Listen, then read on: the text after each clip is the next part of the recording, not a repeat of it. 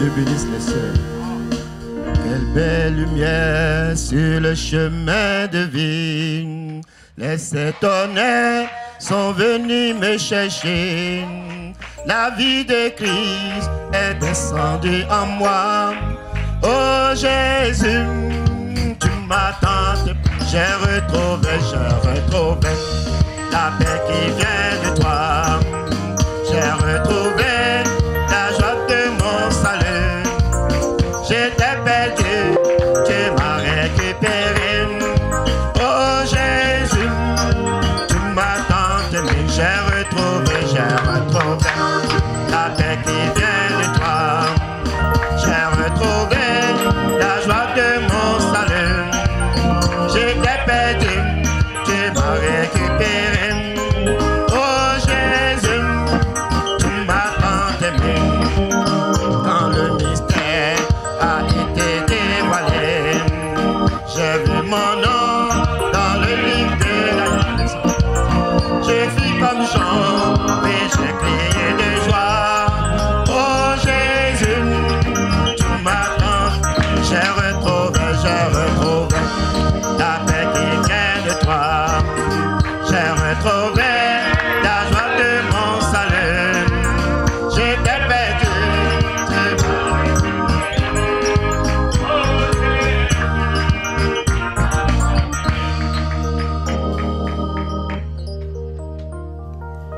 Que Dieu vous bénisse richement. Est-ce que vous appréciez le Seigneur? Nous sommes très heureux d'être dans la présence du Seigneur. Et c'est une grande joie, encore une fois, de nous retrouver dans sa présence. Et encore une fois, connecté avec tous les frères là-bas à Brazzaville, à Parole Faite Chair, à Joseph Perfection Tabernacle. Que Dieu vous bénisse tous là-bas. Et ailleurs, tous ceux qui suivent un peu loin, étant connectés, que Dieu aussi les bénisse richement. Et si le pasteur aussi nous suit, nous les saluons encore une fois avec son épouse, que Dieu les bénisse, nous les apprécions et nous les aimons beaucoup. Amen. Alors ce soir encore, je crois que Dieu va nous bénir comme il nous a bénis hier. À qui est-ce que Dieu a parlé hier soir? Apprécions le Seigneur. Merci Seigneur. Et je suis très content de voir le couple Innocent et Loki avec nous. Ils sont de Pointe-Noire. Le frère, c'est un administrateur à Joseph Perfection Tabernacle et son épouse sont là. Que Dieu les bénisse.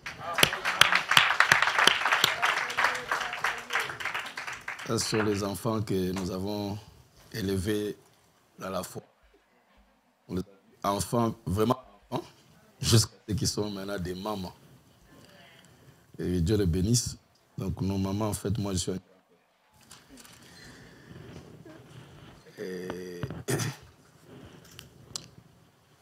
sincèrement, je prends ceci comme un grand privilège de me retrouver avec vous.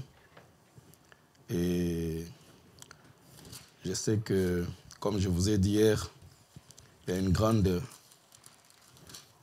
réunion qui s'est faite maintenant là à Soweto et d'autres endroits où on aurait voulu que je sois, mais j'ai décliné pour être avec vous. Parce que ça a toujours été une grande bénédiction pour moi d'être avec vous. Et puis, avec l'expérience dans le ministère, nous avons appris à suivre le mouvement du Saint-Esprit. La conduite du Saint-Esprit, on ne va pas seulement par là où il y a des grandes masses. Je sais que les gens seraient vraiment bénis à Soweto comme d'habitude. Ça fait déjà beaucoup d'années, plus de 15 ans, même plus, hein, même 20, que je tiens des conventions là-bas. Mais je les aime beaucoup parce que ces gens-là, c'est grâce à l'église de Soweto que je suis devenu sud-africain. C'est grâce à eux que j'ai les papiers. J'étais sous le régime des visas et tout et tout. Après, un jour, un frère, Dieu a amené dans le message un frère qui travaille à l'immigration.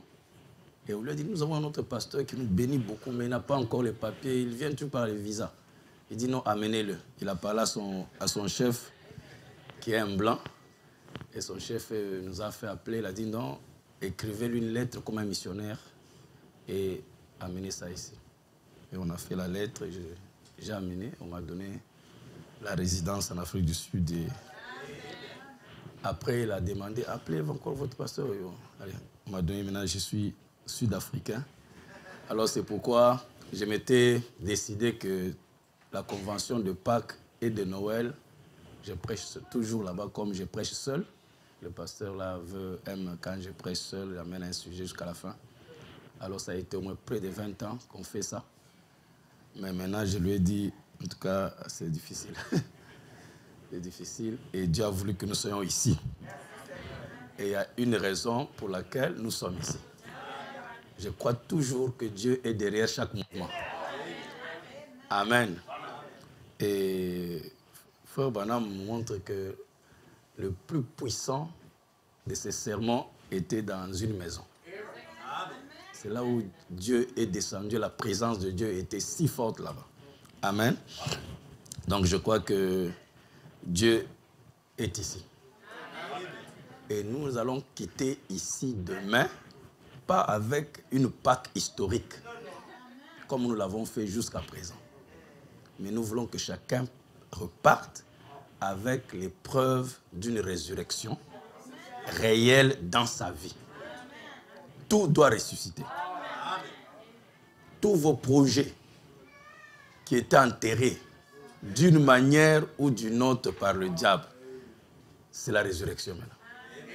Tous les désirs enterrés, morts, c'est le temps de la résurrection.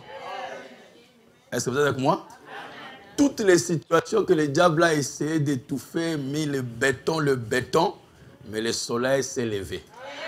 C'est le lever du soleil. Je ne sais pas quelle situation tu as. Peut-être humainement parlant, c'est impossible. Humainement parlant. Mais je veux te dire que c'est la Pâque. Il y a une bonne nouvelle, il est ressuscité.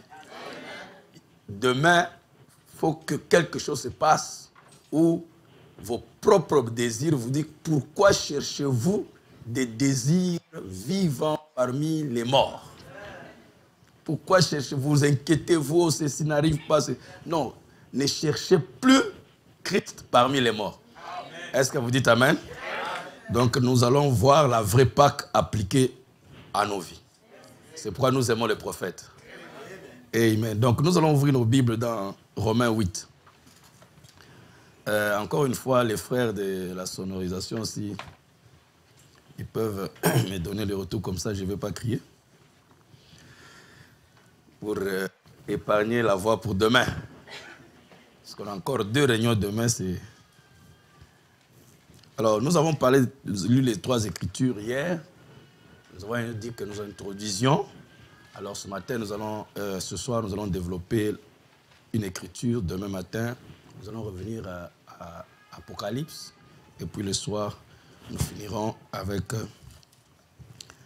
celle que nous avons lue dans Marc 16. OK?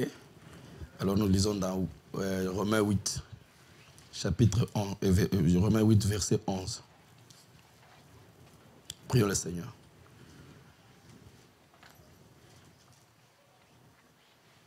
Seigneur Jésus-Christ, Dieu Tout-Puissant. Seigneur Dieu d'amour, Seigneur Dieu de bonté. Te sommes reconnaissants pour nous avoir accordé le privilège de nous incliner devant ta face avec ton peuple, Seigneur, ce soir.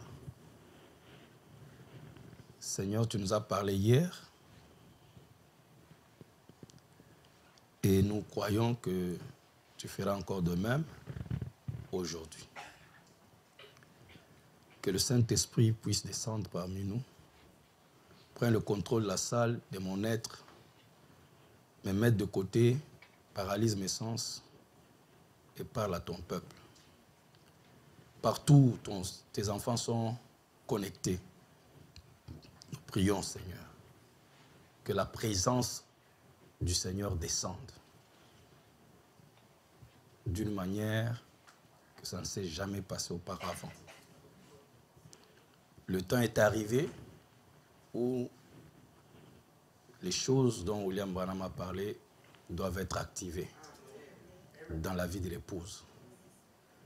Et nous sommes convaincus et nous sommes certains que c'est le temps. Tu sais pourquoi, Père, tu n'as pas permis que je réponde à toutes les autres invitations, si importantes qu'elles soient. Tu ne peux pas me laisser ici sans qu'il y ait une raison valable. Sûrement, il y a une âme qui doit être bénie ici. Je ne sais pas laquelle, mais toi, tu connais. Il y a quelque chose qui doit se passer que toi, tu as arrêté, Seigneur. C'est pourquoi nous nous confions à toi, humblement, croyant que tu vas nous parler dans le nom puissant de Jésus-Christ. Notre Sauveur, notre Dieu, nous avons ainsi prié. Amen. Je voulais aussi remercier l'administrateur Frédéric de m'avoir offert une nouvelle Bible. Et que Dieu les bénisse richement. Ça, j'ai toujours rêvé une Bible en français de cette manière et je l'ai vraiment eu. C'est pourquoi Jésus a dit, tout ce que vous désirez, en croyant que vous l'avez reçu, vous l'aurez. Et je l'ai eu. Que Dieu bénisse richement. À Kinshasa, on dirait, on va le dire, l'AD Frédéric. C'est comme ça qu'on appelle les administrateurs là-bas. AD Frédéric. Que Dieu le bénisse richement. Et je crois que partout où l'époux sera béni avec cette Bible, cette bénédiction sera ajoutée à ta couronne, frère. Que Dieu te bénisse. Amen. Alors, nous lisons. Et si l'esprit de celui qui a ressuscité Jésus d'entre les morts habite en vous, celui qui a ressuscité Christ d'entre les morts rendra aussi la vie à vos corps mortels par son esprit qui habite en vous. Vous pouvez vous asseoir, que Dieu bénisse avec sa parole.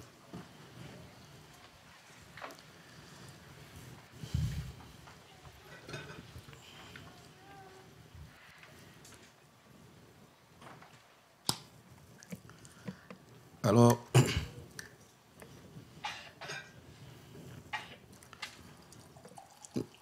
nous sommes en train d'amener le message de Pâques et je vous ai conseillé d'écouter le lever du soleil. Sur de Pâques, tous les messages, allez dire à ses disciples, tous ces messages qui sont en rapport avec la Pâques. Alors ici, pour bien saisir ce que Dieu veut nous donner, nous allons aujourd'hui essayer de parler sur Romains 8, 11. Si l'esprit de celui qui a ressuscité Jésus d'entre les morts habite en vous. Le diacre Hervé n'a pas accompli sa promesse de m'amener le tableau. Alors, il dit, si l'esprit habite en vous, l'esprit qui a habité en Jésus, c'était l'esprit du Père. Vous voyez, il dit, si l'esprit, il y a d'abord l'esprit.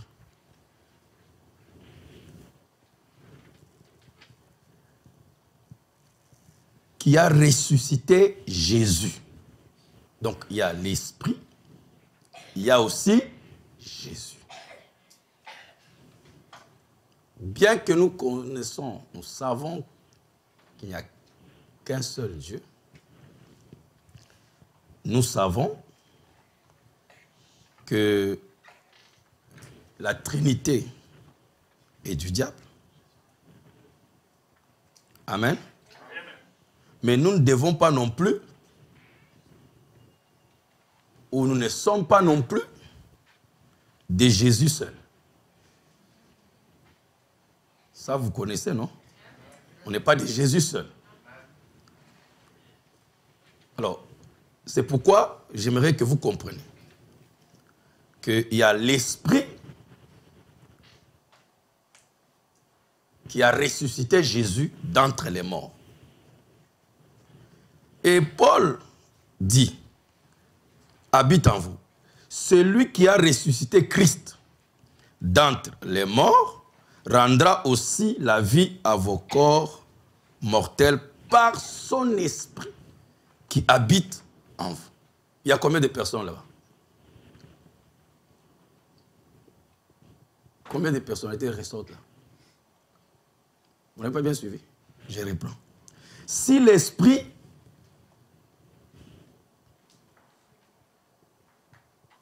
qui a ressuscité Jésus, donc Jésus ne s'est pas ressuscité lui-même, d'après ce que Paul dit.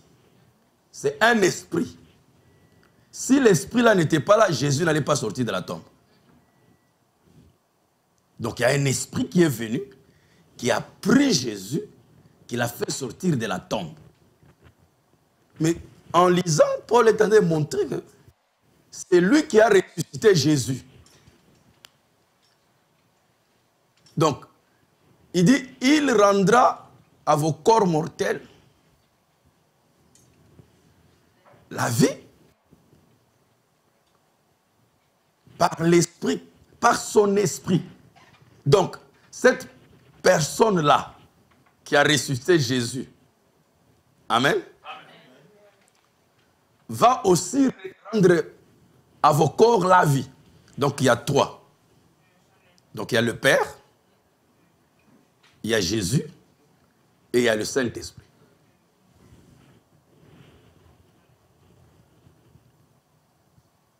Mais nous savons que c'est une seule personne. C'est un seul Dieu. Mais c'est des fonctions différentes. Et Dieu veut nous donner un principe ici qu'un chrétien doit toujours avoir avec lui.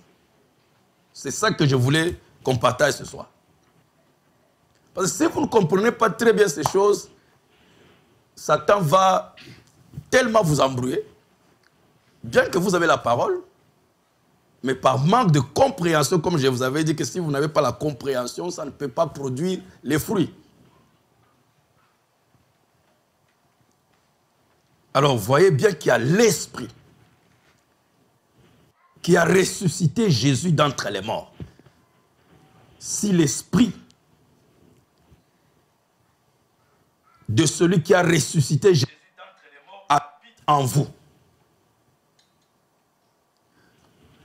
C'est pourquoi, je crois que c'est hier ou l'autre dimanche là-bas, ou quel jour, le dernier dimanche que je vous avais parlé, on est allé trouver où est-ce que,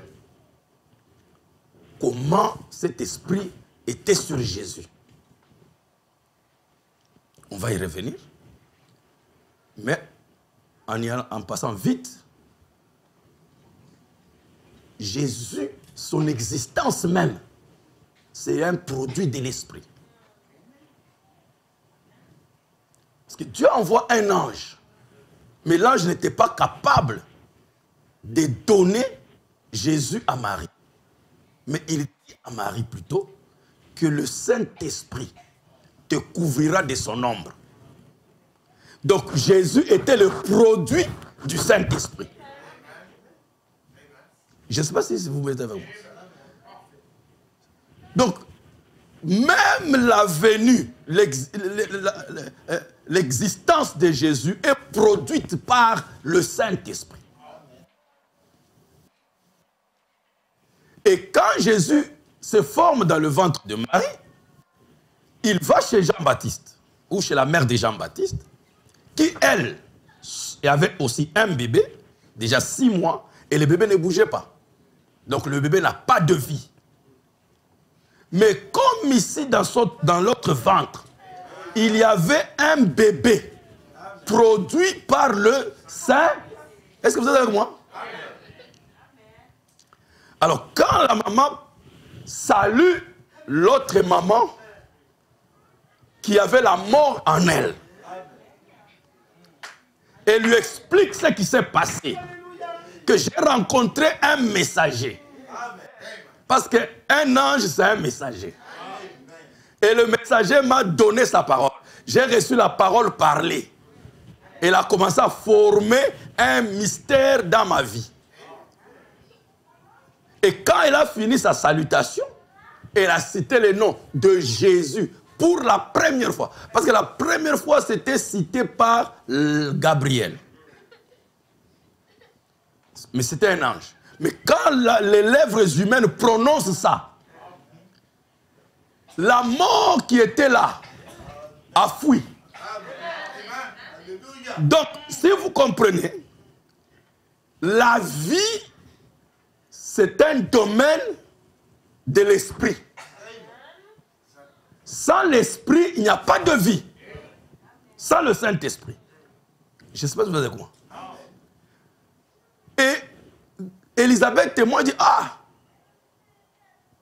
voilà quand tu as parlé aussi, tôt que tes paroles ont touché, voici que l'enfant a tressailli de joie.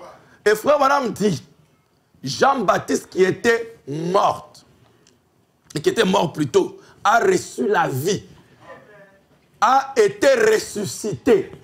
Si l'esprit de celui qui a ressuscité, dites Amen. Avant même que Jésus ressuscite, il avait déjà ressuscité. Donc il n'y a pas de raison que vous ayez quoi que ce soit en vous qui soit mort et que vous soyez en contact avec la même parole. Si le même esprit est sur place, est présent, tout ce qui vient en contact avec cet esprit revient à la vie. C'est pourquoi je ne m'étonne pas que Branham ait créé les écureuils, qu'il ait donné la vie aux petits poissons, qu'il ait donné la vie aux enfants de Hattie White. Il n'y a rien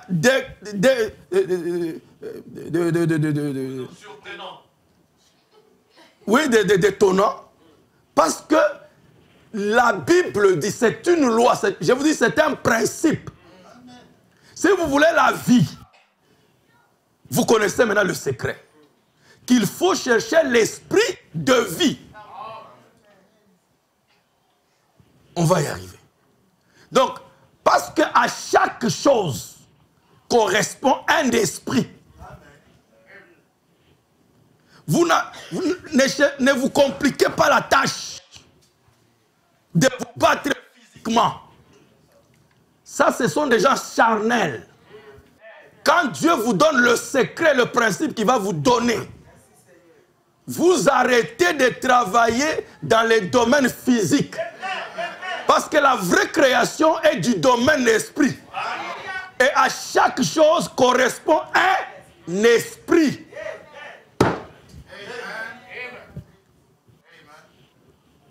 À chaque chose correspond un esprit. Alors, Jésus, il est né. Et la Bible dit, il était sous l'influence, il grandissait en grâce et tout ça. Donc, l'esprit n'était pas en Jésus. Il était en train de le couver jusqu'à 30 ans. Et Jésus décide d'aller au Jourdain. Et quand il va au Jourdain, voilà que quand on le baptise, le ciel s'ouvre, l'Esprit de Dieu descend. Regardez, là-bas l'Esprit a couvé Marie, le Saint-Esprit te couvrira de son ombre, et la sainte chose qui naîtra de toi sera appelée Fils du Très-Haut. Et Jésus grandit sous l'influence de cet esprit. Mais il savait que ce n'était pas ça la finalité. Il fallait que cet esprit cesse d'être au-dessus de moi. Maintenant, entre en moi. C'est pourquoi il est allé se faire baptiser. Dieu n'a pas voulu que Jésus contourne le processus par lequel on doit passer. Dieu pouvait laisser le Saint-Esprit en Jésus dès sa naissance. Mais il ne l'a pas fait. Il a laissé que Jésus aussi suive le même chemin. C'est pourquoi Frère Branham dit, il y a 2 citations. Il dit, si la vie sainte, c'est tout ce qu'il faut pour aller au ciel, pourquoi Jésus devait-il aller au Jourdain et se faire baptiser pour recevoir le Saint-Esprit? Parce que tout en lui était saint. Donc vous comprenez que Jésus lui-même a reçu le Saint-Esprit. Quand Jésus exige que les gens reçoivent le Saint-Esprit, c'est que lui-même est passé par là. C'est pourquoi, frère, madame, quand il prêche sur le vaccin, dans les prédications, il dit pourquoi? Il dit Dieu s'est d'abord inoculé lui-même pour tester lui-même son vaccin. Est-ce que tu peux dire Amen? Est-ce que tu peux dire Amen? Donc, le Saint-Esprit, ce n'est pas un problème de sainteté. Parce que Jésus était saint. Tout en lui était saint. Mais le Saint-Esprit a une autre signification. C'est pourquoi, frères et sœurs, comprenez-moi très mal, et ne me comprenez pas très mal. Ne me comprenez pas très mal. Excusez-moi. Quand je parle, parfois je corrige un peu certaines choses. Ce n'est pas parce que je veux attaquer qui que ce soit. Mais l'épouse doit être enseignée. Satan ne peut pas continuer à blaguer avec l'épouse comme ça. L'Esprit, le Saint-Esprit n'a pas été donné pour les maisons des dons. Vous avez limité le Saint-Esprit aux maisons des dons. Vous limitez le Saint-Esprit au parler en langue. Non. Le Saint-Esprit, c'est pour toute une vie, toute la vie. Il a des tâches beaucoup plus élevées que celles que vous lui donnez. Vous voyez les gens, maintenant ils ont le Saint-Esprit pour se rouler par terre dans l'église. Ce n'est pas mauvais. Ce n'est pas mauvais. Comprenez-moi bien, très bien. Ce n'est pas mauvais. Mais le problème, ça ne doit pas se limiter là. Ce n'est pas ça le boulot du Saint-Esprit, te faire rouler dans l'église. Et quand tu arrives à la maison, il n'est pas là. Rien dans ta vie ne fait rien. Non. Vous allez comprendre le secret du Saint-Esprit. C'est quelque chose que Dieu vous donne pour votre bien. Est-ce que vous voulez dire Amen? Amen. Vous pouvez l'utiliser pour tout dans votre vie. Est-ce que vous dites Amen? Amen. Alors, mais là, pour bien saisir le Saint-Esprit, on va revenir sur Jésus, vous avez dit, on était hier pour aller voir l'origine de l'Esprit.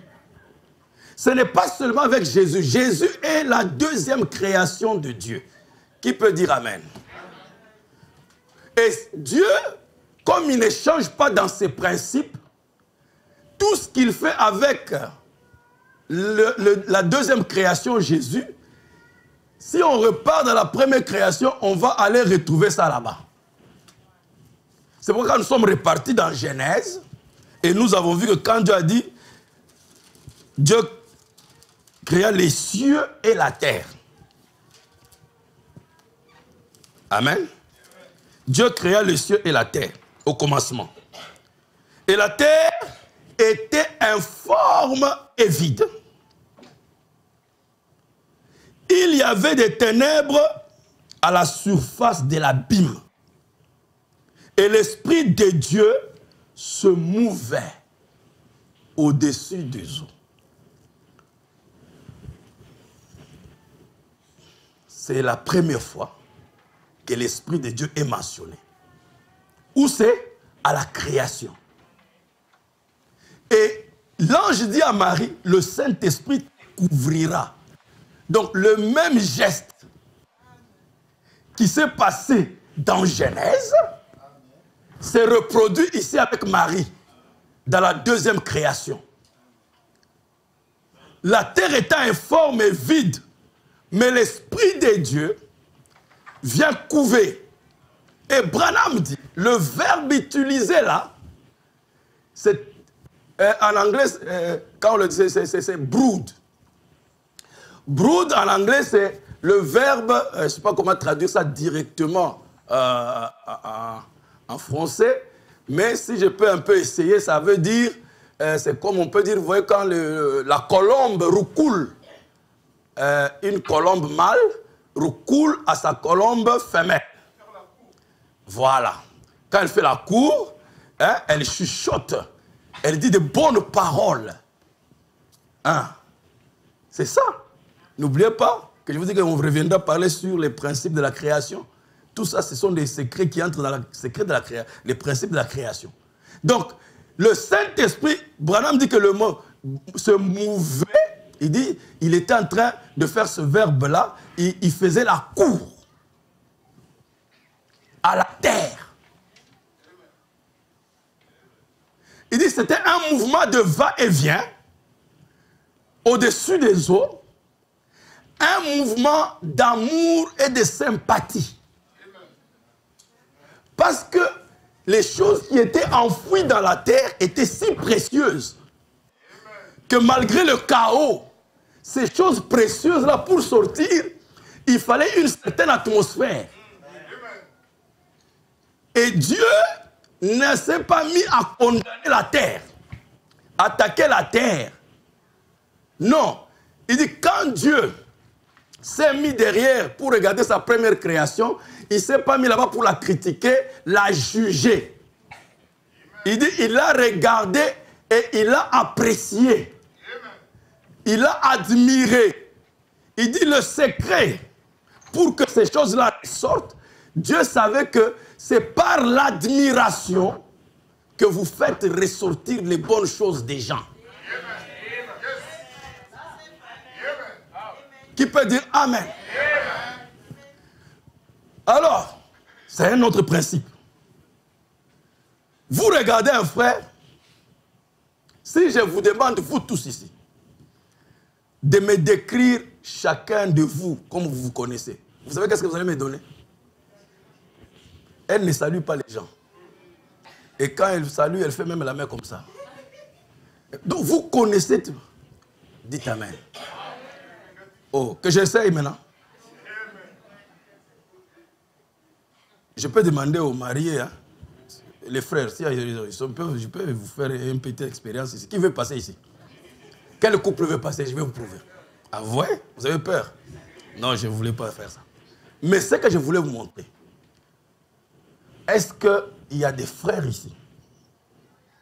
Il y a un frère ou une sœur, un couple ou quoi, qui sait que, bon, ça existe, c'est tout le monde, hein, qui a des problèmes dans le foyer, d'une manière ou d'une autre.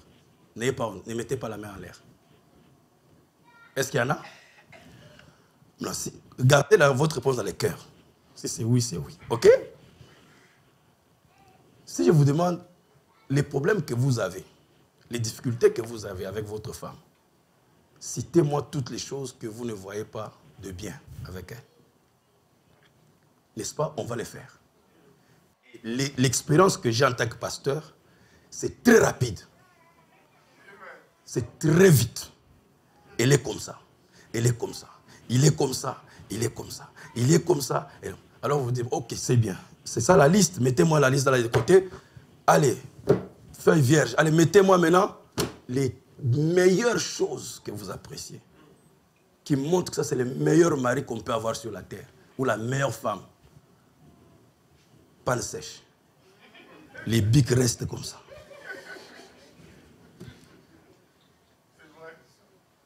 Pourquoi? Parce que nous n'avons pas le principe de Dieu. Dieu, lui, quand il a regardé, le chaos était là. Dieu n'a pas ignoré donc pour dire que ça n'existe pas. Non. Il a reconnu que c'était là. Mais Branham dit, mais quand il s'est tenu pour regarder sa création, il n'a pas fait pour la condamner. Oh frère, dites Amen quand même. Vous n'êtes pas d'accord avec votre prophète? Il a fait pour l'admirer. C'est ça l'Esprit de Dieu. Déjà, ça nous aide déjà à comprendre que quand l'Esprit de Dieu vient sur quelqu'un, voilà ce que l'Esprit de Dieu fait. Tu peux arriver chez quelqu'un, tu peux être avec un frère, ça ne veut pas dire qu'il n'a pas de mal, il n'a pas de défaut. Mais ayez la vision de Dieu. Ayez la manière de voir Dieu. Dieu sait que vous n'améliorez pas quelqu'un en le condamnant. Vous l'améliorez en l'admirant. C'est quand vous faites ressortir, dites Amen. Quand quelqu'un se sent bien, quand quelqu'un se sent valorisé, Je vous dis le secret. Si vous voulez que votre femme soit la meilleure des femmes, valorisez-la. Faites-la sentir que sur la terre, il n'y en a pas deux. Oh. Vous avez entendu combien d'amen chez les frères? Vous dites amen? Dès qu'elle se sent importante, qu'elle signifie quelque chose, qu'elle sert à quelque chose, dites amen. Regardez, quand Jésus vient avec son épouse, allez dans Apocalypse, les âges de l'église. Je connais tes œuvres, je connais ton zèle. Dites amen. Les corrections sont gardées à la fin. Et d'une manière pas... Dites amen. Parce que quand quelqu'un se sent que tu l'aimes, quand tu places la correction, elle va tout droit au but. Mais toi, tu ne vois que les erreurs. Tu goûtes, il y a trop de sel. Après demain, il me faut diminuer le sel. Il n'y a pas de sel. Ah, tu veux quoi? Quel sel tu veux? Donc, quand tu parles, c'est pour condamner. La femme aussi, quand elle regarde son mari, on est tous, c'est pas seulement vous, nous tous, on est programmés comme ça. On a été élevés de ne voir que le négatif. Mais maintenant, quand nous venons chez Dieu, Dieu veut que nous puissions changer notre manière de penser. Qui peut dire Amen? Qui peut dire Amen? On doit s'efforcer d'être comme Dieu. Moi, j'étais scandalisé par ma propre incrédulité de voir que Billy Paul témoigne que Loïs, sa femme, quand ils étaient fiancés, elle venait en pantalon. Chez Frère Branham préparé. Vous avez lu les témoignages, non? Vous n'avez pas encore lu? C'est Loïs qui a parlé. C'est dans le livre, le vert là, que la fille de Rebecca a fait. Ce qu'on appelle ça comment? Generation. C'est là où je dis, quoi? Il dit, oui, j'allais chez Frère Branham en pantalon. Et il dit, Frère Branham ne m'a jamais fait la remarque. Elle témoigne pourquoi elle croit que Branham était un prophète. Il dit, et je n'ai jamais su que c'était un prophète. Il dit, vous allez, il était tellement gentil, tellement. Il dit, c'est seulement un jour que Mesdames a dit, nous allons recevoir des visiteurs. Si tu peux juste porter une jupe et tout ça et tout. Sans lui dire pourquoi. Je suis resté moi-même, je dis, imaginez-vous mon fils amène un fiancé en pantalon. Joseph amène, mais il aura des bastonnades très onctionnées par le troisième poule, je vous dis. Non, je vous dis la vérité. Tu m'amènes au fiancé en pantalon. Moi, Joseph Loubaz. Mais le propriétaire du message, je viens de découvrir qu'il a laissé la fiancée de sa femme. Lui qui a dit que vous ne devez vous marier qu'avec une femme qui croit le message. Mais là, est-ce que vous êtes avec moi? Parfois, nous lisons le message, mais l'application du message, nous ne pouvons pas l'appliquer. Mais Loïs est dans le message. Il a cru. Est-ce que vous êtes avec moi?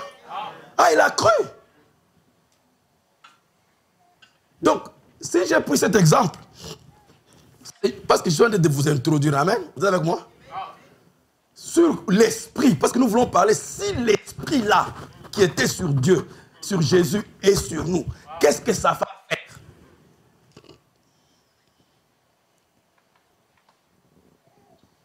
Donc, l'esprit de Dieu quand sur la terre, n'a pas condamné la terre.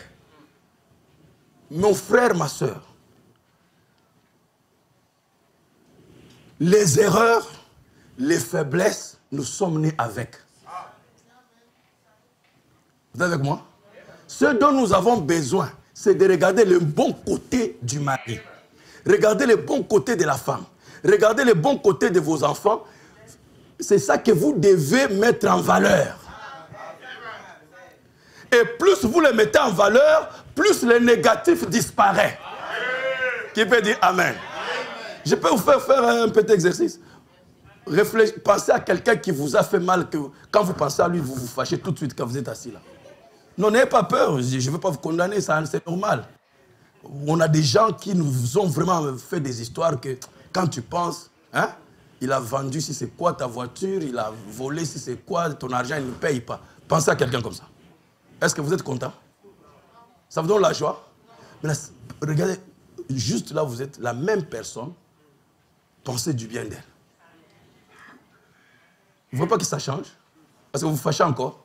Donc, dès que vous changez, vous commencez à voir quelque chose de bien sur une personne, même la personne qui vous a fait du mal, tout de suite, ça change.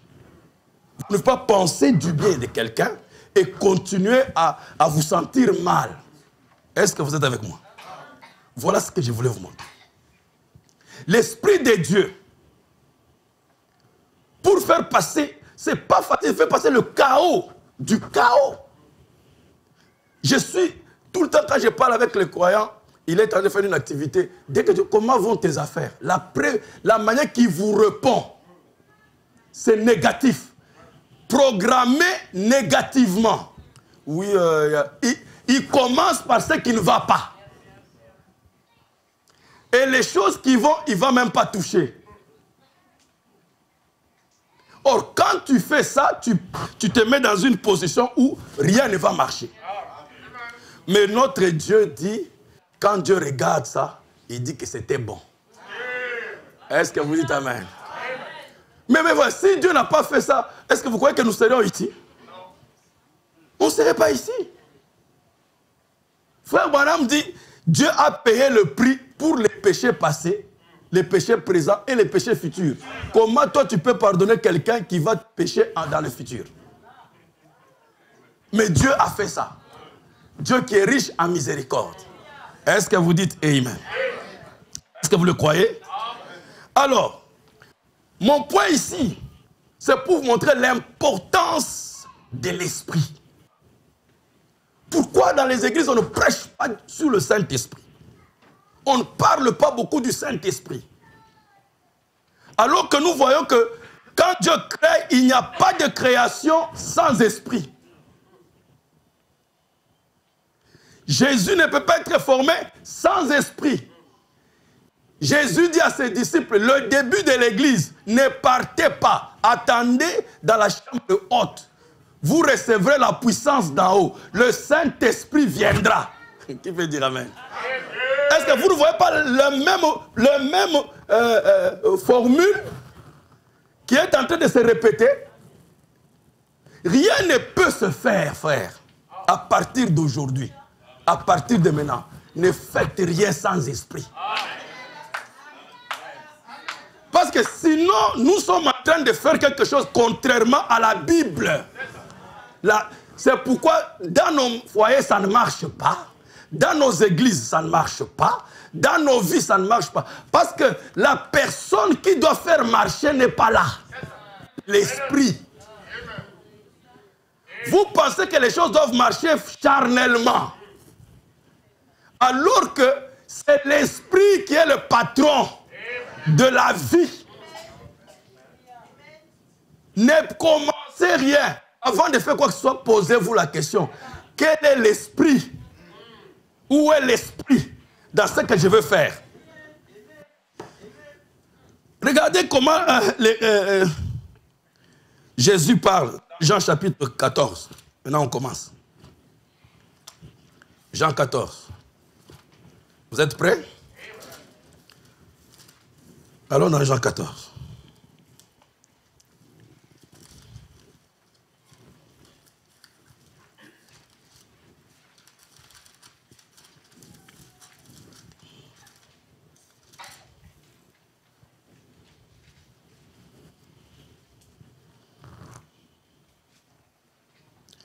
Verset 25. Je vous ai dit ces choses pendant que je demeure avec vous. Donc, pendant que Jésus était avec eux, il leur a dit certaines choses. Vous êtes avec moi? Mais il ajoute.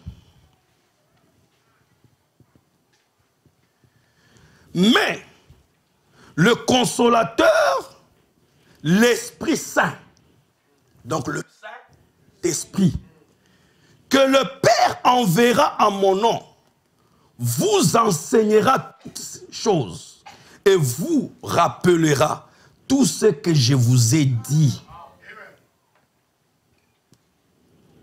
Ah! Donc moi je vous ai dit ces choses, mais sachez qu'il y a quelqu'un d'autre qui arrive. Qui? Le consolateur. Quand le consolateur lui revient, il vous enseignera toutes choses. Parce que ce que moi je vous dis, vous ne le saisissez pas. Vous ne le saisirez même pas. Et Branham dit, je suis en train de dire des choses ici. Je sais que vous ne les comprenez pas. Et je vous le dis, il n'y a pas moyen pour vous de les comprendre. Mais un jour, je serai parti. Dites Amen. Quand Jésus est dans la chair humaine, il est incapable, bien qu'il enseigne, à transmettre la connaissance parce que ce n'est pas son domaine. Il va briser la parole. S'il le fait, ça sera contraire à ce qu'il a fait depuis. Vous allez voir. C'est pourquoi il dit, non, mais j'ai fini mon travail. Mais il est important que je m'en aille. Et il a même dit, il est avantageux. Parce que si je ne pars pas, dites Amen. Beaucoup de gens auraient voulu que Frère Branham reste ici. Mais ça allait foirer tout le plan de Dieu. C'était mieux qu'il s'en aille. Qu'il libère le consolateur. Est-ce que vous dites Amen? Ah, le pasteur, Dieu te bénisse. Qu'il libère le consolateur. Donc même Jésus lui-même, il dit à Pierre, ce n'est ni la chair, ni le sang qui t'ont révélé cela. Quand il dit ni la chair, ni le sang, même Jésus lui-même, il était dans la chair et le sang. Donc ce n'est même pas Jésus qui a donné la révélation à Pierre. Qui veut dire Amen. Donc la révélation, c'est pourquoi je ne crois pas dans vos révélations collectives. Que nous tous nous croyons les 7 tonnerres, c'est un mensonge. Comment vous croyez les 7 tonnerres? Ce n'est pas vrai. Quand j'enseigne ici, même je demande les 7 tonnerres, même si c'est vrai, vous n'avez pas la révélation. Parce que la révélation est individuelle, transmise par le Saint-Esprit directement dans le cœur de quelqu'un. Si les gens comprennent ça, on ne se battra plus. Si quelqu'un croit que Jésus n'est pas venu, c'est qu'il n'a pas la révélation. Priez pour que le Saint-Esprit entre dans son cœur, lui ouvre les yeux du cœur, qu'il comprenne. Branham dit, je ne crois pas dans une révélation collective. Vous n'avez pas lu ça? C'est dans les exposés. Qui peut dire Amen? La révélation est individuelle. Parce que c'est l'acte du Saint-Esprit dans la personne. Est-ce que tu peux dire Amen? Est-ce que tu le crois de tout ton cœur? Amen. Jésus dit, il est avantageux que je parte. Parce que si je ne pars pas, ça sera compliqué. Les gens étaient tristes là. Il dit non, il est avantageux. Et maintenant, regardez. Quand le Saint-Esprit revient à l'église, Ananias et Saphira viennent mentir au Saint-Esprit. Et regardez, Actes chapitre 5.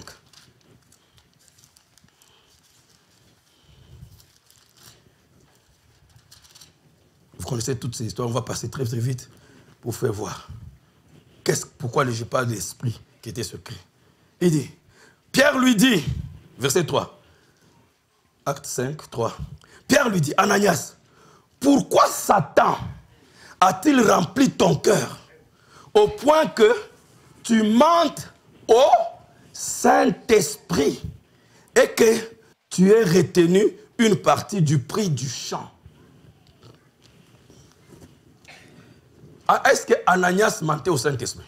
D'après lui. Il mentait au pasteur. Mais Ananias ne comprenait pas que la dispensation a changé. Que le Saint-Esprit a pris le contrôle des choses. Il vient mentir le pasteur, mais Paul ouvre la bouche et dit, pourquoi as-tu menti? Satan t'a oint pour mentir au Saint-Esprit. C'est l'église que nous devons avoir maintenant. On ne peut pas avoir une autre église. Ça, c'est chapitre 5 des Actes. C'est que le début de l'église. Quand le Saint-Esprit tombe, dites Amen. Le Saint-Esprit n'a pas servi seulement aux gens de rouler par terre. Non, le premier jour, ils ont roulé par terre. Ils ont sauté par les fenêtres. Et ça s'est arrêté là. Après, le Saint-Esprit a commencé à faire son travail. Détecter les mensonges dans l'église. Nous avons des gens qui mentent comme les petits frères de Satan dans l'église. On ne sait même pas savoir. Où est le Saint-Esprit? Il y a des sœurs qui mentent comme elles respirent. Elles mentent même dans les vœux à la chair. Où est le Saint-Esprit pour détecter ces choses dans l'église? Non, vous ne détectez que les sorciers. Vous êtes spécialisé, votre Saint-Esprit est spécialisé dans la sorcellerie. Est-ce que vous avez vu le Saint-Esprit de Pierre discerner un sorcier? Donc vous, votre Saint-Esprit fait exactement le contraire des livres des Actes. Est-ce que vous montrez un seul verset dans la Bible ici où le Saint-Esprit de Pierre et de Paul a détecté un sorcier? Avez-vous quelque part une citation de Branham, discernement de l'esprit dans la ligne de prière, il a détecté des sorcières? Je vous pose la question. Maintenant, vous avez trouvé vos histoires là où? Nous devons revenir à la Pentecôte. Qui peut dire Amen? Branham dit la vraie église a commencé à la Pentecôte. Et si le même Saint-Esprit, dit Amen, si l'Esprit qui était sur Christ habite en vous, donc s'il était là, il a fait les mêmes choses, certaines choses sur Jésus, il fera les mêmes choses sur nous. Est-ce que tu peux dire Amen? Est-ce que vous le croyez? Le Saint-Esprit doit donner à l'église la capacité de discerner les menteurs.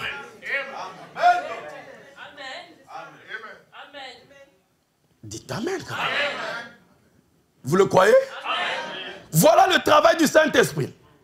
Quand sa femme vient ne sachant pas que son mari est déjà mort, emporté, elle lui pose la question. Au lieu de confesser que nous avons menti, elle ment aussi. Il dit, les mêmes personnes qui ont amené ton mari vont t'amener aussi. Elle est tombée. Voilà le Saint-Esprit. Ce n'est pas pour amener la terreur, mais Dieu commence à montrer pourquoi le Saint-Esprit a été donné. Est-ce que vous dites Amen? Dans Actes chapitre, je vais sauter, il y a beaucoup de hein?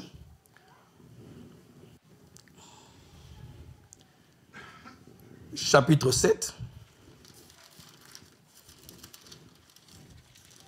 Donc, en donnant ces citations pour montrer comment le Saint-Esprit est arrivé dans l'église et qu'est-ce qu'il a commencé à faire. Donc, c'était devenu la vie de l'église.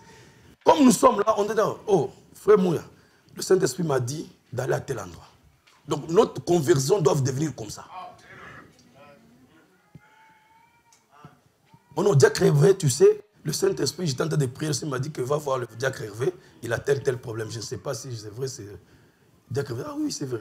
S'il dit que non, ce n'est pas vrai, on m'impose les mains, c'était un démon qui m'a parlé. Il parle. Oh, mais oui, c'est comme ça, on n'a pas fait le contrat avec les diables. Est-ce que vous êtes avec moi? Mais on doit interagir. Les choses de Dieu doivent être faites avec le Saint-Esprit. On ne doit pas vivre nous-mêmes comme nous vivons. Mais nous servons le Saint-Esprit. Il doit être présent. Parce que ce que nous faisons, c'est son travail. Mais où est-il lui-même? Pourquoi nous ne l'impliquons pas?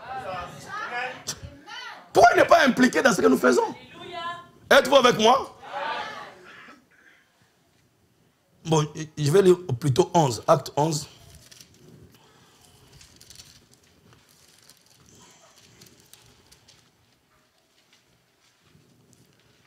Acte 11, 12. Il dit,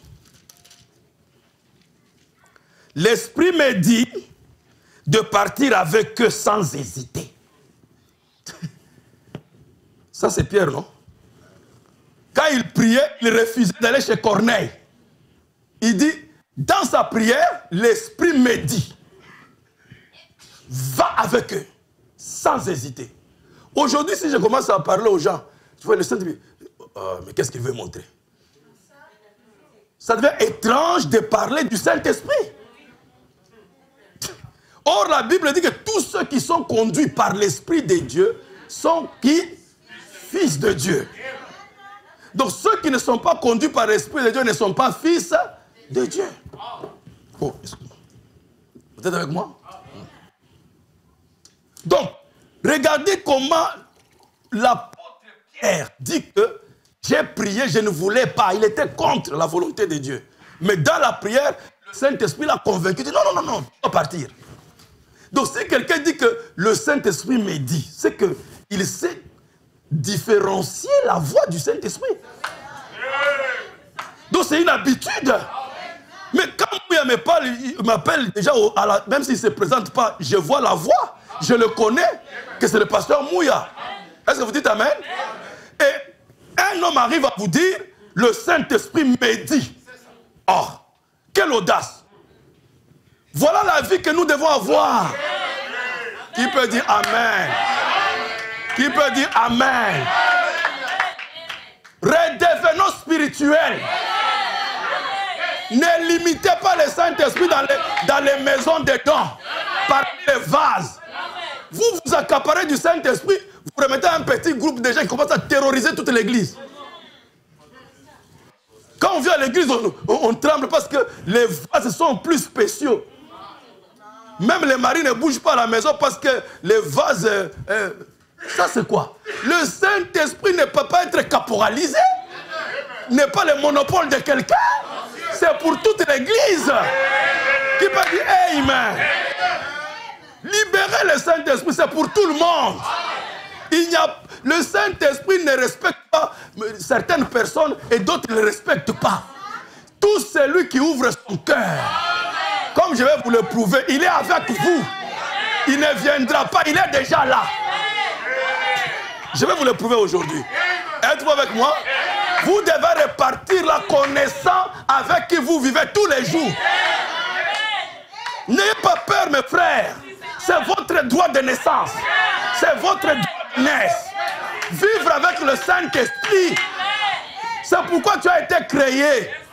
La vie avec l'Esprit, c'est plus facile.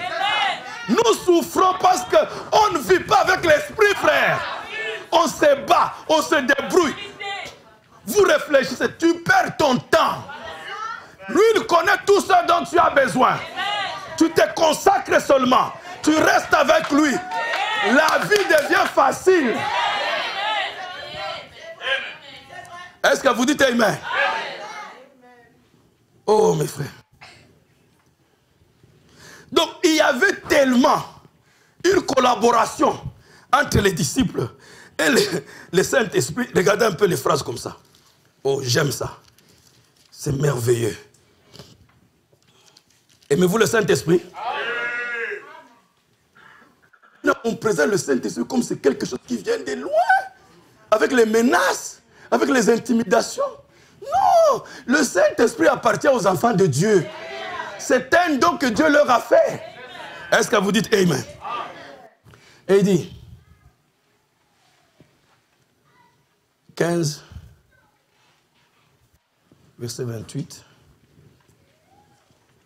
Écoutez, car il a paru bon au Saint-Esprit et à nous de ne vous imposer d'autres charges que ce qui est nécessaire. Donc, il nous a paru, nous, et au Saint-Esprit, bon. C'est une collaboration. Donc, nous et le Saint-Esprit, on a une réunion, on se consulte, et le Saint-Esprit et nous, nous entendons. On trouve que c'est bon de ne pas vous imposer autre chose. Quelqu'un peut parler comme ça. Mais ça est là. Il nous a paru bon. Il a paru au Saint-Esprit. Bon et à nous. Peux-tu parler comme ça? Il a paru bon. Je ne sais pas si vous comprenez. Ce n'est pas moi qui ai mis le verset là. Il a paru bon au Saint-Esprit et à nous. Donc, c'est une consultation, c'est une collaboration. Et vous allez voir que c'est tout. C'est ce que Jésus... c'est ce que Jésus a prophétisé, ce que le Saint-Esprit fera. Amen. Dans Actes chapitre 16, je vais vous montrer comment le Saint-Esprit fait. 16, verset 6, il dit. Ayant été empêché par le Saint-Esprit d'annoncer la parole dans l'Asie. Donc ici, maintenant, ils avaient envie de prêcher. Mais ce n'était pas la volonté. Moi, je devais être à Soweto pour prêcher. Donc vous devez arriver à des points comme ça. Mais est-ce que vous, le Saint-Esprit vous conduit? Vous faites des choses par vous-même. On ne le consulte pas. Mais là, quand ça ne marche pas, vous commencez à pleurnicher. Je faisais rire frère là-bas. Il dit non, vous consultez, vous me consultez seulement quand ça ne marche pas. Je connais déjà. Quand ça marche, personne ne vient me voir. Quand le marché, on a payé les factures, 5 millions, 10 millions, 50 000, bon, ça c'est 5 monsieur. Vous disparaissez. Mais dès qu'il y a des situations, alors vous apparaissez. Très rusé que vous êtes. Mais le Saint-Esprit empêche à quelqu'un. Tu veux faire ça? Non, ne fais pas. Ce n'est pas ma volonté. C'est pourquoi le Saint-Esprit a été donné. Qui peut dire Amen? Il vous conduira dans toutes choses. Amen.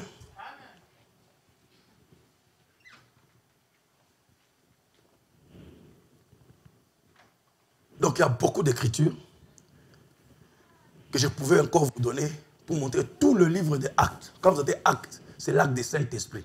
Il parle avec eux. Il interagit avec eux. C'est ce qui s'est passé quand Dieu était en train de créer. Le chaos n'était pas facile d'être enlevé. Ce n'était pas facile d'enlever le chaos si ce n'était pas un esprit équipé comme l'Esprit de Dieu. Équipé de patience, de persévérance, d'endurance. Dites Amen. De bonté. Un esprit qui peut supporter. Voyez un peu le chaos, frère. Ça veut dire chaos, hein? Mais malgré ça, il est là. Il ne dit pas un seul mot contre.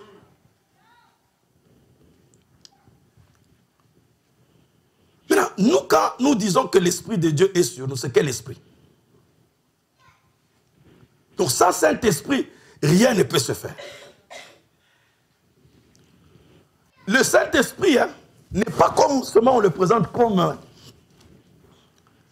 une puissance. C'est vrai que le Saint-Esprit, c'est la puissance de Dieu.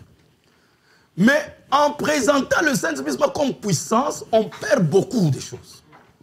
Frère Branham dit, un des mystères qui doit être révélé, c'est le mystère du Saint-Esprit sans sensation. Mais la personne, plutôt la personne de Christ, c'est un mystère, mais c'est un mystère sans sensation. Le Saint-Esprit, ça devient seulement Kotuntuka. Si quelqu'un n'a pas Kotuntuka, donc il n'a pas reçu le Saint-Esprit.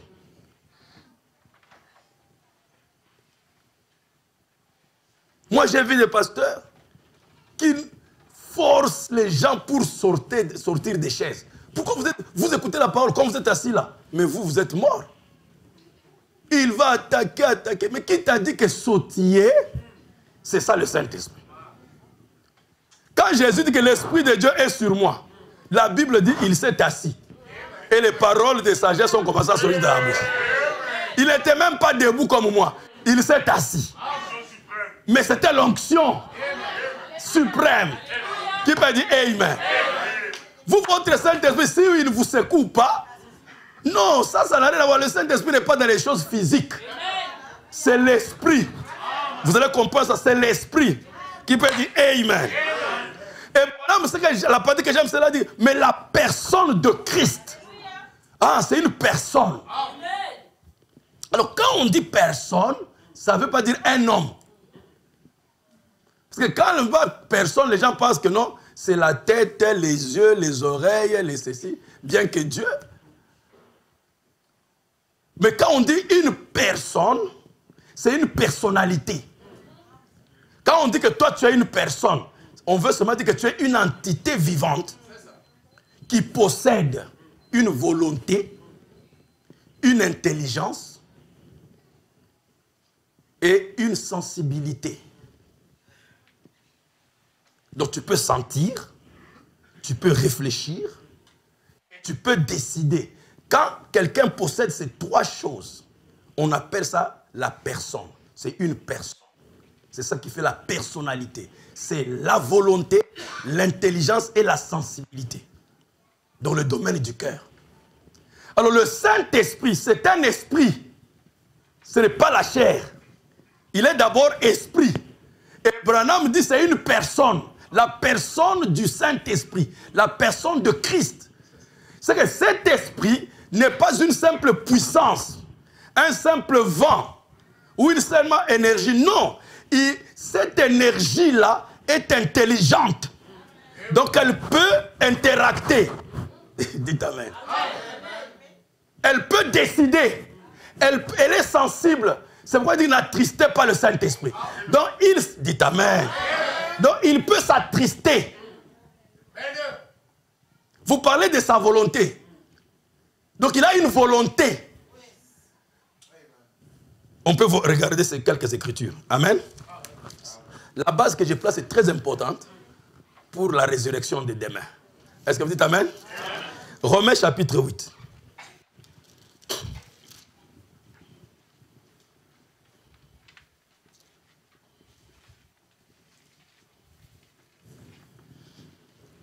Le Saint-Esprit est une personnalité, donc il a une pensée. Verset 27. Et celui qui sonde les cœurs connaît quelle est la pensée de l'Esprit. Ah, l'Esprit, la pensée. C'est lui qui sonde les cœurs connaît la pensée de... Donc, pourquoi je vous dis que le Saint-Esprit possède une pensée.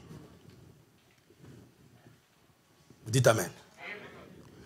Dans 1 Corinthiens, chapitre 12,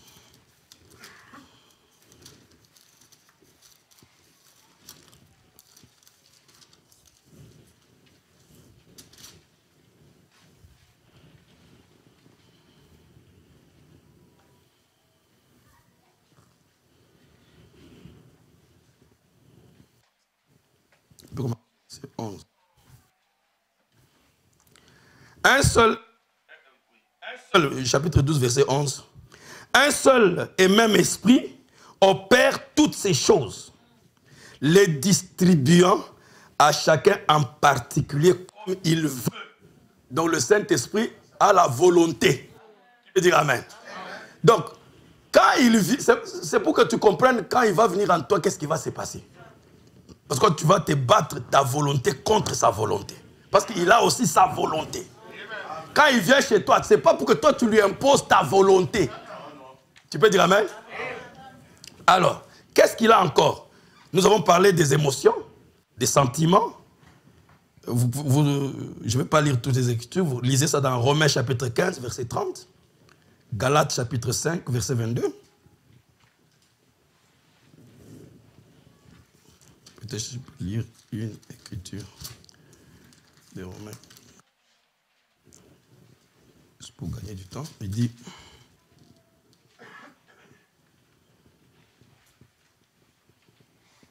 Je vous exhorte, frères, par notre Seigneur Jésus-Christ et par l'amour de l'Esprit. Donc l'Esprit a l'amour. Et je vous ai parlé aussi qu'il peut être attristé. N'attristez pas le Saint-Esprit. Et frère Madame dit, ah, tu es chrétien dans la ligne de prière. Il dit, tu me demandes comment je sais ça? Il dit, je sens ton esprit. Le Saint-Esprit sent la bienvenue. Il dit, ton esprit souhaite la bienvenue. Le Saint-Esprit a senti la bienvenue. Est-ce que tu peux dire Amen? Donc, c'était pour mettre la parenthèse que c'est une personne. Et la Bible dit, le Saint-Esprit parle. Sinon, Jésus n'allait pas dire, il vous enseignera.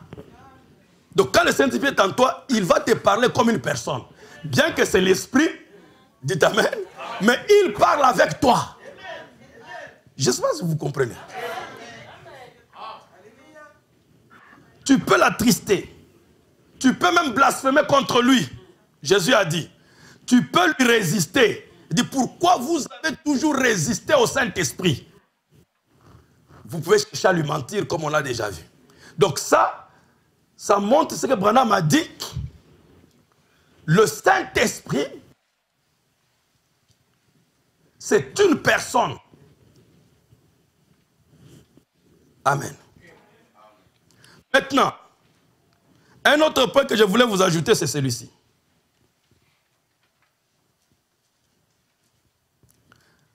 Il a des caractéristiques. Et ça, c'est très important. J'aimerais que vous gardiez ça maintenant. Je ne vais pas lire, je vais vous donner seulement les versets. Comme ça, on va vite, ok? Vous allez lire à la maison. Jésus appelle le Saint-Esprit l'Esprit de vérité. Amen. Donc, quand j'ai dit que j'ai le Saint-Esprit, chacun de nous peut dire qu'il a le Saint-Esprit. Maintenant, on va vérifier par les caractéristiques. Parce que je vous ai dit que chaque chose a un esprit. Maintenant, toi, tu as l'esprit, le Saint-Esprit, mais tu mens comme tu respires.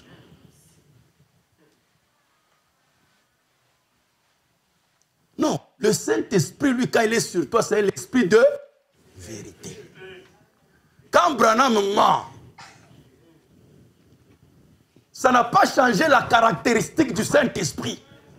Quand il a cherché à le prier, comme l'esprit de vérité habite en lui, il lui dit, mais regarde, qu'est-ce que tu as dit là-bas?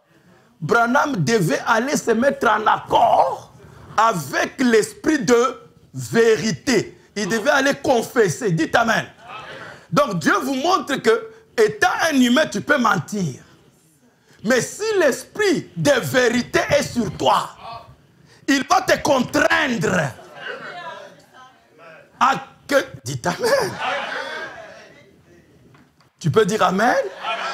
Mais si toi tu mens et l'esprit que tu as reçu te laisse comme ça, et quand on t'attrape, tu te justifies, l'esprit qui est sur toi n'est pas le Saint-Esprit. Dites Amen. Est-ce que vous le croyez? De tout votre cœur? C'est aussi dans Ésaïe chapitre 11, verset 2, il dit, l'Esprit de Dieu, c'est l'esprit de connaissance. Donc quand l'Esprit de le Saint-Esprit vient sur quelqu'un, il lui amène la connaissance de Dieu. Mais vous avez le Saint-Esprit, on vous ment comme je ne sais pas quoi. Dans la parole, je veux dire. Non. Le Saint-Esprit, quand il est sur quelqu'un, même si la sœur ne sait pas lire les brochures, le Saint-Esprit, c'est la source de toute connaissance. Vous n'allez pas la mentir. Si Loubanza commence à donner des déclarations qui ne sont pas dans le message, l'Esprit va dire c'est pas vrai. Ce n'est pas vrai. Dites Amen.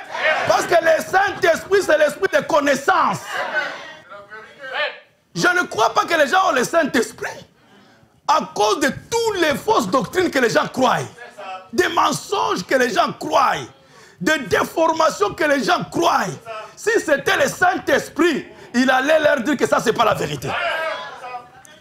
Qui dit Amen? Qui dit Amen? Est-ce que vous le croyez? De tout votre cœur? Il est appelé l'esprit de conseil, l'esprit de puissance, l'esprit d'entendement. Amen. L'esprit de sagesse, l'esprit du Père, l'esprit de grâce. Amen. Amen. L'esprit de vie, Romains 8, 2, c'est l'esprit de vie. Le Saint-Esprit est appelé aussi l'esprit d'amour. Toi, tu as le Saint-Esprit, mais dès que tu ouvres la bouche, c'est la haine qui sort. C'est les critiques qui sortent. Bon, quel esprit toi tu as? C'est l'esprit de révélation. C'est aussi l'esprit de sainteté. Quand le Saint-Esprit vient sur toi, c'est l'esprit de sainteté. Il ne peut pas te laisser dans le péché. Tu n'as pas besoin que quelqu'un vienne t'attraper. Si on t'attrape, je crains pour toi. Mais si tu as le Saint-Esprit, là où tu as fait le mal, avant que quelqu'un te voie, ton cœur commence à te chicoter. Le Saint-Esprit va te condamner jusqu'à ce que tu mettes cette chose en ordre. Mais si on doit te forcer pour te repentir et tu te justifies, ça montre qu'il y a quelque chose de faux. Dieu, un fils de Dieu ne peut pas être perdu. Suivez-moi très bien. Tu peux pécher comme tu veux. Tu ne seras jamais perdu. Et personne ne peut t'accuser chez Dieu. Parce que la Bible dit que le siège, l'endroit où l'accusateur se tient au tribunal, a été enlevé. Donc au ciel, dans le tribunal du ciel, il n'y a plus de place des accusateurs. Il n'y a que la place de la défense, de l'avocat. Donc c'est-à-dire qu'un frère ne peut jamais t'accuser. Tu peux pécher comme, même si tu pêches 1000 fois par jour, on te voit, personne ne peut t'accuser chez Dieu. Toutes les accusations, Dieu ne les écoute pas. Mais, regardez la sagesse de Dieu. Il ajoute dans la Bible, si notre cœur nous condamne, le siège d'accusation a changé de place. Dieu est venu le placer dans ton propre cœur. Personne ne te condamne, mais ton cœur va te condamner. Parce que ton cœur, c'est le siège du Saint-Esprit. Qui peut dire Amen. Donc Dieu n'entend pas les accusations des gens, mais ton propre cœur va t'accuser chez Dieu. Qui peut dire Amen. Est-ce que vous le croyez? C'est pourquoi un chrétien, quand il a l'esprit de sainteté, il ne peut pas supporter le mal. Il peut broncher, mais ne peut pas garder le péché toute la journée. Ça va lui faire mal. Il va t'appeler frère, pardonne-moi, je regrette. Et quand un frère fait ça, remercie Dieu pour ça. Glorifie Dieu pour ça. Parce que ça, c'est l'acte du Saint-Esprit. Il n'y a que les enfants de Dieu qui peuvent se repentir. Les autres ne se repentent jamais.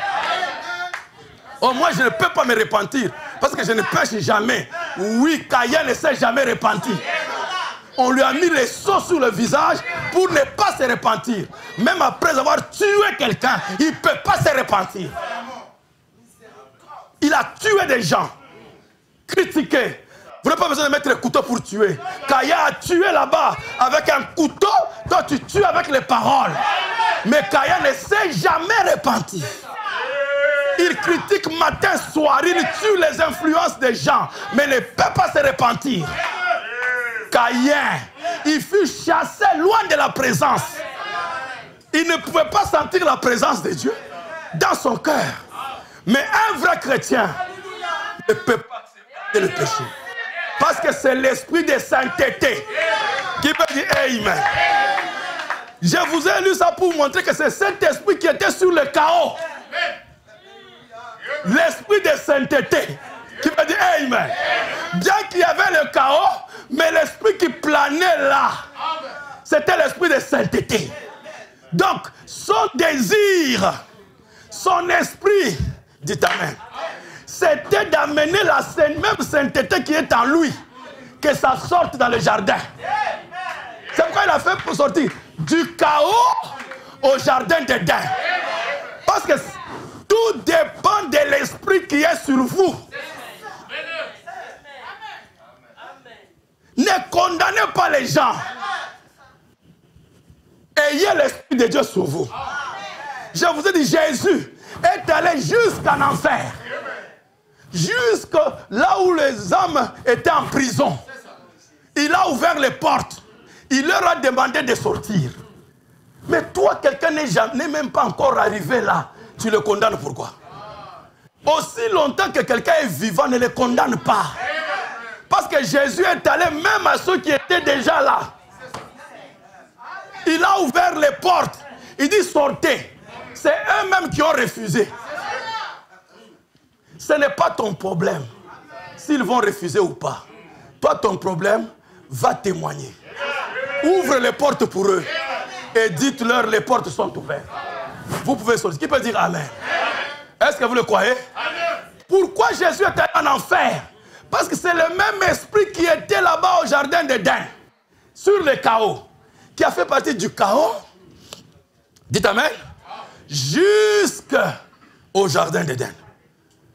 Ça dépend, je vous ai dit qu'à chaque chose correspond un esprit. Quel esprit est sur vous?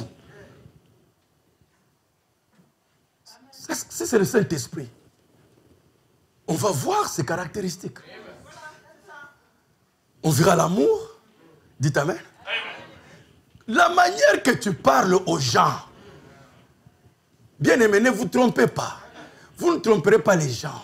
Vous avez le Saint-Esprit et vous n'avez pas pardonné votre oncle. Jusqu'à aujourd'hui. Peux-tu dire là où tu es, la personne qui t'a fait le plus mal possible? Comme Branham dit, vous devez être capable d'aimer quelqu'un qui vous tuerait si il en avait la possibilité. Est-ce que là où tu es assis, peux-tu me choisir quelqu'un que tu n'aimes pas et que tu as pardonné? Non, mais là, je ne parle pas que théoriquement. Tu es capable d'aller le voir en quittant ici ce soir. Il dit, en tout cas, je regrette pour tout ce qui est passé entre moi et toi. Je suis le fautif. Pardonne-moi. Qui peut le faire? Qui peut le faire ce soir? Il n'y a pas un candidat là? Vous voyez? Être capable de dire, si on dit que vous avez l'esprit de Christ, si j'ai mené le sujet dans un autre angle, tout le monde va soutenir. Nous avons l'esprit de Christ. Vous voyez, la parole fait chair, amen. Oui, mais cette parole fait chair fait quoi? Elle a fait quoi au jardin d'Éden? Elle a vu un frère chaotique, une sœur chaotique, mais il n'a pas critiqué. Branham dit, il n'a pas jugé, mais il est resté là.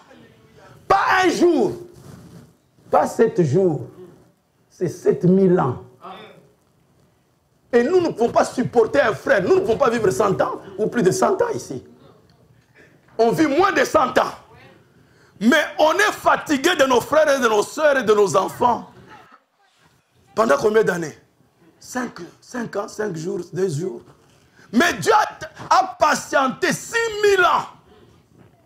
6000 de chaos, de rester là, supporter quelqu'un. Mes frères, je me rappelle quand on était encore jeunes, frère quand il nous prêchait, je crois peut-être ça Guinée quelque part là, comme il a des exemples toujours bien là. Il dit, frère, si moi, Dieu m'avait donné un seau de sang de Jésus, pour que quand quelqu'un pêche, il vient chez moi, je prends un gobelet, je lui donne.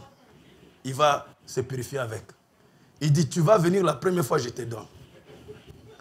Et puis tu viens la deuxième fois, je commence à... il dit la troisième fois, il dit, oh frère, ne pense pas que tout c'est pour toi-même. Hein? C'était un exemple qui m'avait frappé, juste quand je n'ai pas oublié ça. Il dit, c'est comme ça l'homme. Mais Dieu est riche en miséricorde. Qui peut dire Amen. Il a regardé. Mais, frère, dramatisons un peu. Parce que vous pensez que les choses ont été faciles. S'il y avait les anges là qui étaient là à côté de Dieu, ils pouvaient venir et dire, mais cher Dieu, mais tu ne vois pas qu'il n'y a pas d'espoir avec un frère comme ça. Depuis que tu as commencé à conseiller cette sœur ici, elle ne change pas, frère, pasteur. Laisse-la. N'est-ce pas vrai? Dieu dit non, non, non. Ce que je vois, les capacités que je vois, les potentialités que je vois dans cette sœur, dans ce frère, c'est tellement trop que je ne peux pas la perdre. Ça serait perdre des capacités, des richesses insondables. Qui peut dire Amen? Dieu était si patient. Ce qui a animé Dieu de protéger la terre, c'était les capacités enfouies. Vous ne savez pas les capacités que votre mari cache, votre femme cache, ou vos enfants. Peut-être là, vous êtes en train d'élever un président, on ne sait pas, ou un ministre de la République, ou un directeur d'une grande société. Vous ne savez pas. Mais il y a des capacités dans les gens que vous voyez ici. Que nous devons, comme Dieu, rester dans son esprit là. Est-ce que tu peux dire Amen? Est-ce que vous le croyez? Est-ce que vous avez compris que la Bible dit Dieu créa les cieux et la terre. Donc il y avait Dieu, le Père. Encore, on revient. Dieu le Père. Et puis Dieu dit. Donc la parole, le Fils. On retrouve le même trois fonctions. Et l'Esprit de Dieu s'est mouvé. Regardez très bien. L'Esprit s'est mis sur la terre. Mais l'Esprit, c'est l'Esprit de Dieu. Et il ne peut rien faire jusqu'à ce qu'il reçoive des directives de la parole. Que la lumière soit. C'est quand la parole sort que l'Esprit se saisit de ce que la parole a dit et se met à manifester ça. Donc, Dieu, si nous voulons terminer en disant ceci, Dieu est comme l'architecte, frère Madame dit. Parce que Dieu, dans sa grande pensée, il a conçu la création. Vous dites Amen?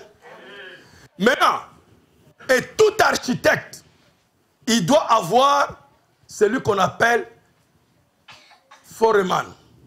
Pour les frères qui ont fait la construction, on l'appelle peut-être conducteur de chantier, c'est ça? Conducteur de travaux. Donc, lui, on lui remet les plans. Donc, l'architecte conçoit. Et la Bible dit, Abraham cherchait une cité dont l'architecte, le concepteur et le constructeur étaient... Vous dites Amen? Donc, Dieu est l'architecte. Il conçoit dans sa pensée. Il dessine tout le plan de la création. Et il doit confier le plan à quelqu'un qui doit suivre l'exécution. Le conducteur des travaux, qui est la parole. Est-ce que vous dites Amen? Jésus-Christ, vous dites Amen? Mais ce n'est pas le conducteur des travaux qui construit. Il doit confier ça à qui? Aux sous-traitants, ou comment les appelle en anglais, nous appelons contractors. Donc c'est eux maintenant qui viennent sur le chantier. Et ce n'est pas une seule personne. Il y a beaucoup de constructeurs. Vous avez beaucoup d'ouvriers. Qui peut dire Amen? Il a donné aux uns comme, aux autres comme. Mais le même Dieu qui a conçu, il a confié le plan à la parole. Tout le plan se trouve dans la parole. Comme ça, quand vous venez, dites Amen. Quand vous venez construire, hein, ne construisez pas selon vos pensées. Construisez selon le plan. La parole parlée. Il veut dire Amen. Mais c'est le Saint-Esprit qui met à exécution. Et le Saint-Esprit choisit des éléments en qui il entre pour faire exécuter le plan. Il veut dire Amen. Est-ce que vous le croyez? Et ce qui est intéressant, regardez, si quelqu'un passait par là, il trouve le Saint-Esprit en train de couver. Parce que lui, il était le sous-traitant. Hein, le maçon, le constructeur, tout ça qui construisait. Mais quand il passe, il regarde. Quelqu'un dit, est-ce que vous êtes déjà passé à côté d'un chantier? Qui a déjà vu un chantier? Non, on ferme tout. Ah. Mais quand vous avez l'occasion d'entrer et voir ce qui se passe à l'intérieur, qu'est-ce qu'il y a dedans? Chaos. Vrai ou faux? Tout est en désordre. Tout est dans le chaos. Mais ce qui est grave, frère, quand vous passez, c'est entouré, mais on a déjà affiché le plan. Déjà de la cité terminée. Qui veut dire Alléluia. C'est pourquoi, mes frères, soyez patients avec moi. Si vous voyez des imperfections en moi, je suis encore en chantier. Mais si vous voulez voir ce que je serai, le plan est déjà là. Alléluia. Qui veut dire Amen. Est-ce que vous le croyez? De tout votre cœur, ne me jugez pas selon le chantier. Je suis encore en chantier. Mais le plan est déjà affiché. Alléluia. Il a vu une épouse sans tache, ni rien de... Oh là là. Dites Alléluia. Applaudissez pour le Seigneur. Applaudissez pour le Seigneur. Supportez-moi, frère. Supportez-moi, sœur. Qui veut dire amen? Mon chéri, supporte-moi. Je ne suis qu'un chantier. Mais sache que c'est un chantier en cours. Les travaux sont en train de se faire. Alléluia. Le maître des chantiers est là. Le conducteur des travaux est là. Le constructeur est là. Le Saint-Esprit est en train de travailler. Est-ce que vous dites Amen? Est-ce que vous le croyez? De tout votre cœur. Mon frère, l'Esprit de Dieu est sur toi. Il amènera son œuvre à l'accomplissement. Ne regardez pas ce que les gens vous montrent. Ne regardez pas vous-même. Regardez au plan de Dieu. Alléluia. Est-ce que vous dites Amen? Est-ce que vous le croyez? Dieu a déjà même mis les modèles. Il dit, comme j'ai déjà fini avec ces modèles, il y a un modèle ici. Il y a un modèle ici. Il dit, de la même façon que Dieu a mené cela, vous aussi, vous arriverez là-bas. Supportez le chaos pour un petit moment. Mais je suis en train d'aller vers la perfection. Je suis en route vers la perfection. Supportez-moi un peu. Dites Amen. Supportez mes enfants un peu. C'est un chantier. Ce n'est qu'un chantier. Qui veut dire Amen? Est-ce que vous savez qu'on vend le chantier même avant que ça se termine? Vrai ou faux? Sur le plan, on a déjà tout vendu. Parce que ce sont les gens de la foi. Ils savent déjà ce que ça sera. Alléluia. Ils n'attendent pas quand ça va arriver. Parce que quand ça va arriver, ça sera très cher. Mais avant, ils achètent quand le prix est encore bas. Acceptez-moi comme je suis encore maintenant comme ça. Qui m'a dit Amen? Qui m'a dit Amen? Ne vous laissez pas intimider. Dites à Satan, je suis en chantier. Je suis en plein chantier. Le chantier est en train d'arriver à la fin. Est-ce que tu peux dire Amen? Du chaos au jardin d'Éden. C'était un chantier de 7000 à 6000 ans. Est-ce que tu peux dire Amen? Si Dieu a fait un chantier 6000 ans, qu'est-ce que je suis? Pour le petit moment qu'il m'a donné. Vous dites Amen? Nous sommes en chantier. Ne nous condamnez pas. Laissez Sion Tabernacle tranquille. Sion est en chantier. Sion est en chantier. Supportez-nous. Mais regardez Sion dans le plan. Comment le plan est déjà terminé. Qui peut dire Amen? Est-ce que vous croyez cela de tout votre cœur? Nous ne regardons pas ce que nous voyons chez Mouya là. Ça c'est un chantier. Nous regardons le plan déjà. Qui peut dire Amen? Et nous glorifions le Seigneur, pas pour le chantier, mais pour le plan déjà terminé. Et les sceaux, c'est une œuvre achevée. Qui veut dire Amen? Même si nous sommes en chantier, mais selon le plan du grand architecte, le constructeur, c'est déjà fini. Pendant que vous vous battez là, vous me critiquez, vous dites que c'est un chantier. Dites Amen. Dites Amen. Est-ce que vous dites Amen? Est-ce que vous le croyez? De tout votre cœur. Avez-vous confiance en Dieu? Que vous êtes en chantier? Que le chantier est en train de toucher à la fin? Alors ne laissez pas quelqu'un vous décourager. Dites que l'Esprit de Dieu est sur moi, en train de finaliser son chantier. Bientôt, il va livrer. On appelle ça comment quand il livre le chantier? Livraison des chantiers. Il va remettre le chantier à celui à qui appartient toutes choses.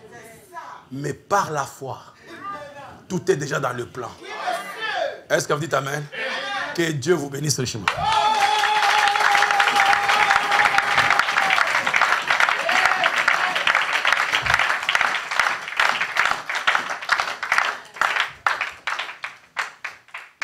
Nous allons incliner nos têtes.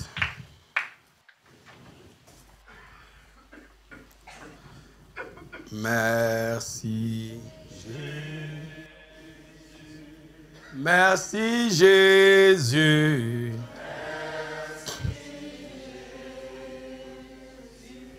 Merci Jésus.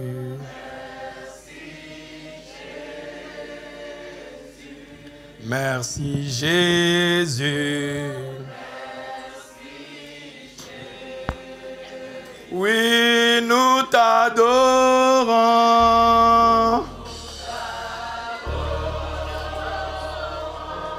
Nous t'adorons.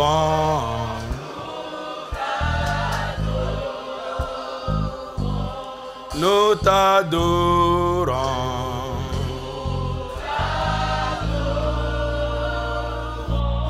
Nous t'adorons.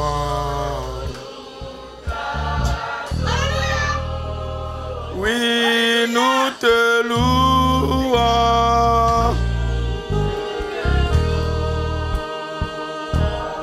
Nous te louons.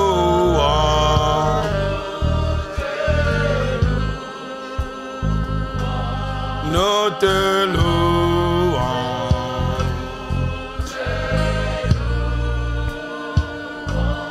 Nous te louons.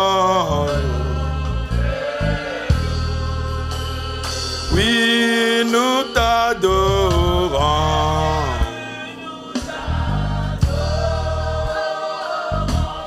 Nous t'adorons.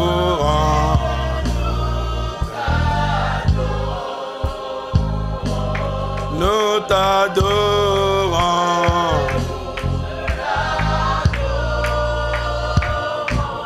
Nous t'adorons.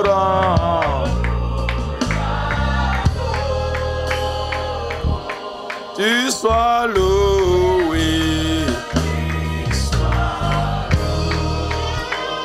Oh, que sois loué.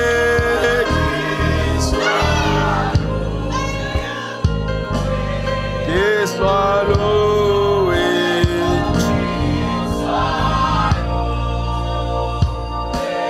Qu'il soit loué.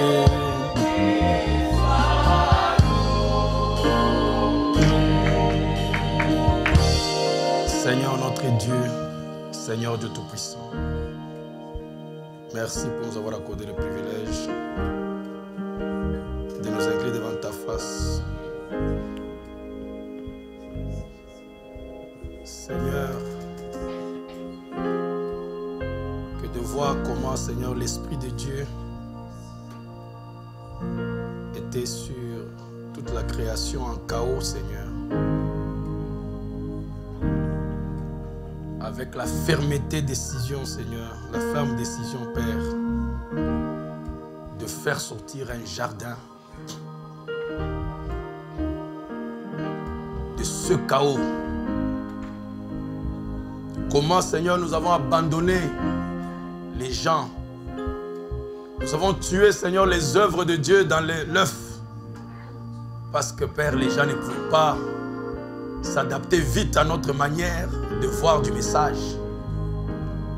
Comment on a éloigné beaucoup de gens de la foi parce que nous voulions appliquer sur eux une loi que toi tu n'as jamais laissée, Seigneur.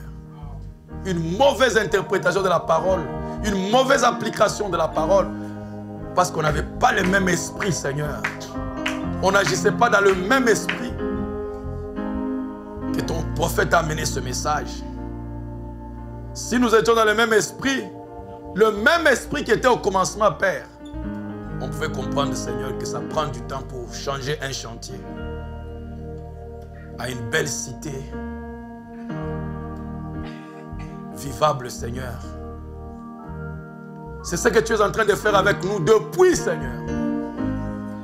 Mais nous ne pouvons pas faire cela pour les autres, oh Dieu. Pardonne-nous, Seigneur. Change notre manière de voir, de penser. Que je regarde mon épouse comme un chantier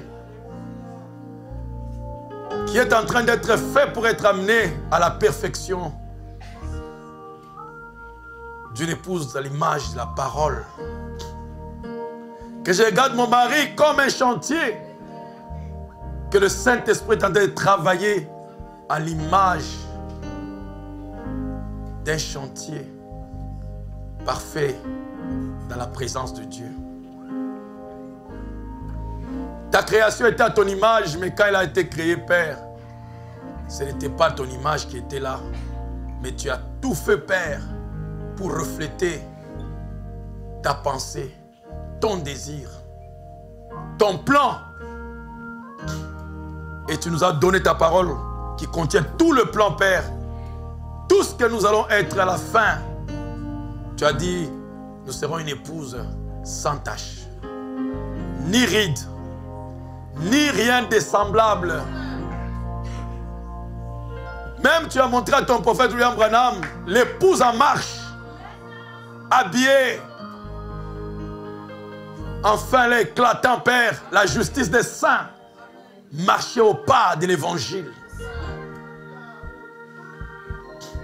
C'est déjà fait. Oui, c'est déjà fait, Seigneur. Tu l'as montré à ton prophète. Ça ne va pas échouer. Même quand le diable a voulu déranger, mais tu as ramené encore la vision originale où nous étions à ton image. Nous marchons au pas, Seigneur. Donne-nous le même esprit que nous puissions nous regarder les uns les autres de la même manière pour pouvoir nous supporter, Père, que nous sommes en chantier. Sois béni à jamais.